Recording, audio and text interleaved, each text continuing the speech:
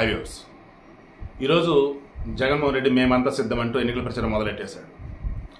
And పలమనేరులో Chandrababu నాయుడుకి సైతం ఎన్నికల ప్రచారం మొదలుపెట్టేశాడు. ఈ మూమెంట్లో చంద్రబాబు నాయుడు రైస్ చేసిన ఒక పాయింట్ అడుగుతున్నాను నేను. టిట్కో ఇళ్లకు సంబంధించి ఆ రోజు ఇదే జగన్మోహన్ రెడ్డి ఏం చెప్పాడు? డబ్బులు ఎవరు కట్టదు, మేము వచ్చాక రూపాయికి ఇస్తాం. ఇదే కదా. టిట్కో ఇల్లు కంప్లీట్ ఆల్మోస్ట్ అయ్యే స్టేజ్కి వచ్చినప్పుడు వాటిని అర్ధాంతరంగా ఇలా అన్నీ ఆపారు. అందులో ఎన్ని కంప్లీట్ చేసి ఇచ్చారు?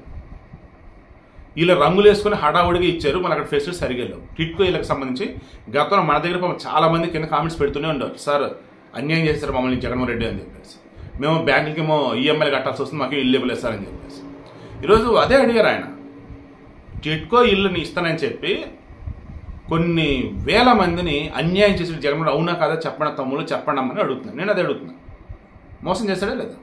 తర్వాత ఈయన జగనన్న కాలనీలు అవన్నీ ల్యాండ్స్ ఇచ్చేసి ఇల్లు కట్టుకునే డబ్బులు అన్నారే, అందులో ఈయన ఇచ్చింది ఎంత అండి? 1,50,000.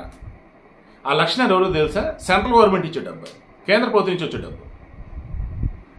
టీడీపీ ఉన్న సమయంలో 3 లక్షలు ఇచ్చారు. మీకు కావాలంటే చెక్ చేసుకోండి. 1,50,000 సెంట్రల్ గవర్నమెంట్, 1,00,000 స్టేట్ గవర్నమెంట్, 3 లక్షలు ఇచ్చారు. టీడీపీ గవర్నమెంట్ 3 లక్షలు ఇచ్చారు అని టీడీపీ గవర్నమెంట్ 2 సెంట్లు ఇచ్చారు.